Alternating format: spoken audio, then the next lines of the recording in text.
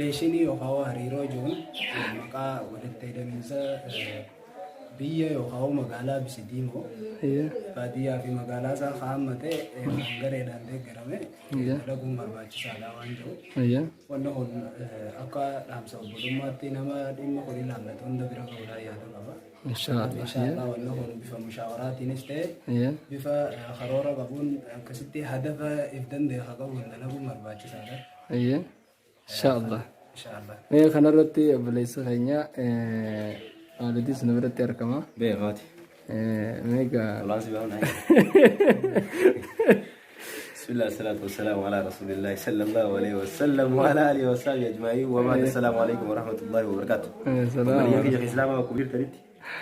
Salaman rabbi ko ne ramuke isnara ka wishini jecha duranu islamina walitti no hide beta. Sanwachim sura jecha. Amma Yesu khayo te male. Bolumman duru jirti. Sanuma jabeesu raaf mariin wal baachisa. Marii amanu tigana namun roh muda jira orang kasih Ibrahim jira. Orang kau mau jalan gimana apa jadi mau sakit apa jira. Boleh tanya mutis gana udah soalnya hari ini pun. Malah tuan dari ukam tuan jual sahnya. Itu le insyaallah. Insyaallah. Ayye saya khadim ame atemal jota kami jadi maka jangan sana berbadi maka jangan sana tiati sana. Merugan itu ragu tadi. Merugan ini nasa. Ayye. Bismillah. Wassalatu wassalamu ala rasulillah sallallahu alaihi wasallam. Gafin dai zanga fi bare dada. Wae walitti hidhamiinsa nama diin dalaguuti. Namni diin dalaguun kun bakka fadhi haa dhufu jechuudha. Duudaa garaa taane kadhu dura wal wajjin teenyee wal laalle. Namni tokko diin dalaguudhaaf dura waa hunda dura tokkummaa jibsachuu qaba. Ilkeen tun jaan wanni umurii isii guutuu garaaf laffaa baatuuf tokkummaadhaan qabne. Tokkummaa isii kanatti hin fayyadamne. Dommina isii kanatti hin fayyadamne. Dommina keenya akka dommina jalbii isaan taane. Diinummaan kunuu gaafa dura dhufu diin tokkummaati. Tokkummaa waa'ee tokkummaa gaashee irraa dubbatanii turan kaasasaa keessatti. Kana walitti hidhuudha qabnaa nutis. Ijoolleen tun har'a sadarkaa jiru kanatti yoo wal laalle. Gaafa harrii baafnillee warruma karaa karaa tokko taanaan. Sirri. Diboota wajji qotuu beeku akka taanu. Asii fi baadiyyaa keessattis biyya teenya tana keessa jechuudha. Nutiin kun biyya teenya tana keessatti maqaan keenya tokko beekadhu. Namni keenya heddummaa. Namni hagamana qotus ni jira, hagamana qotus ni jira, hawal qotu ni jira, hagal qotu ni jira. Hawalee fi gadi fi gamana qotu sanitti dhiibnee nuti warri karaa tokko qotu.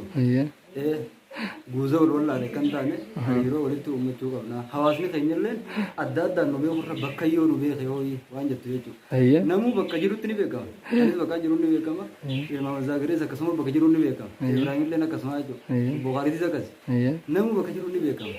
Saniifuu beekamtii namuu waliif fidate yaada waliif fidate shummoon ataraa fi boqqolloodhaa fi bishingaraa shummoo taate waan taate waliif fidannee diin hojjechuu qabna. Kana alarraa sinni qeeballaa jenna.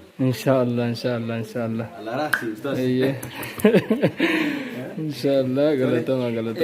Akkasuma nu bichaan haasofnee deemnu mee isinoo dhimma nu haasofsiistan kanarratti haasoo keenya kanarraa maal hubatte atoomee maal irra nu dabalta?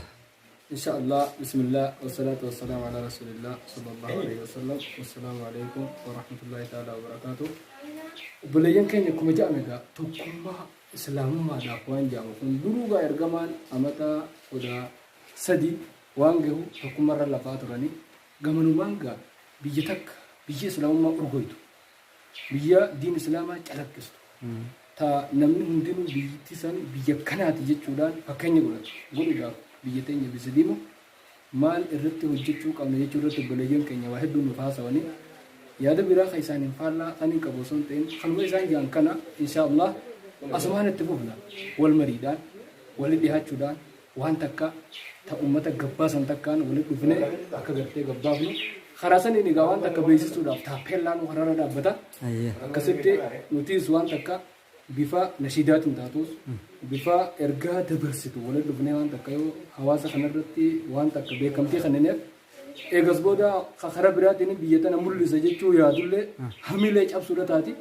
nama gaara kaanis muuziqaan beekamaa kan waan biraatiin beekamaa nuti immoo gama kanaan dafnee dura mul'annaan biyya tana biyya kasiiti jechuu dura beeksifnaan kasilaa karaa biraatiin mul'isa jechuu if duba deebi'uu dhufa akkasitti khayriin dura haa mul'annu jechuun dhaamsa kiyya inshaallah waan kanarratti akka namni hundinuu hartokko hayadaan gargaaru agartee waan qabu nu gargaaru akka abeenyaan gargaaru namni hundi bakkatanaan akka wal gargaarretti seenuu jechuun dhaamsa kiyya inshallah ani kanumaan qabumaaf inshallah. Ustaaza keenya galatoomi dhaamsa bareedaan nu dhaamtani. Beekadha dubbiin tun dubbii bareedduudha yoo hojirra oolchine kanarra gaafii lamadaa wanni si gaafadhu dhugaa kaayyoo akkanaa qabdan karoora akkanaa illee ni qabdani mee hawaasa keessan kanaaf maal dhaamtan hawaasa naannoo magaalaatii fi bisidiimoo jechuudha warra baadiyyaa jiranis warra waan kana dhageeffachuu jiraniifis mee maal dhaamta hawaasa keenya kanaafis jechuudha. Inshallah gaawwanni dhaamu kun gartee haa islaamummaan silaa'u namni qooduma bakka dhaqee bakka irrisiin irra dabartee qoodoo gartee fudhata. Khusuusa warra asiitiif jechuudha ayyee. Waan kanaaf warreen magaalaa bisidiimoo nama kanaa keessaa qabaachuudhaaf alhamdulillah jennu jara kana bira deeggarsa qabeenyaatiin deeggarsa yaadaatiin bakka jiranii akka jara kana bira gartee dhaabbatan osoo hin dhaamsachuu dabarsuu barbaada.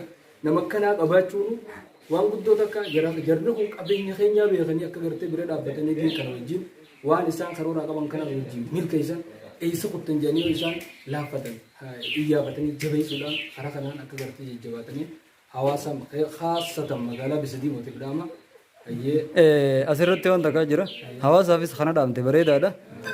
Sheekan as keessa jiran warra sheekan keenyaa warra sadarkaa olii jiranii fi warra jiddugalaatii fi hundaafuu mee maal dhaamtame warra as keessaa sheekan keenyaaf mee maal dhaamtaaf isaan kana mee maal itti himta. Yaada baraarumaan eegaltee gaa intarviyu guddoo godhuu deemta.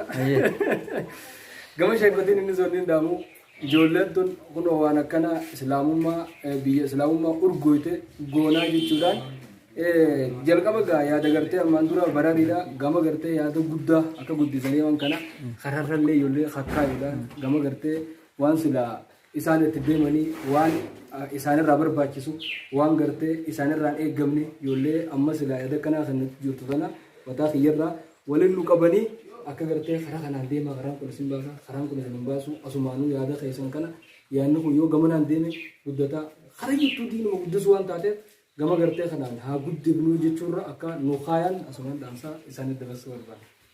Ayyee galatoomaadha. Sheekh keenya kana ittiin deebi'ee tartakka. Mee isinoo ustaaza hawaasa magaalaa tanaatii fi naannoo tanaa jiranii fi akkasumatti sheekan biyya tanaa warra as keessa jiranii fi warra as ol jiraniifis mee maal dhaamtan? Waan amma jenne kanarratti mee kanaan wal qabsiiftanii onni isaanii dhaamtan ni jira? Inshallah bismillahirrahmanirrahim salatu wassalamu ala man la nabiyya ba'dahu wa ba'd. Eegatti na deebisee egaa ittiin deebi'a.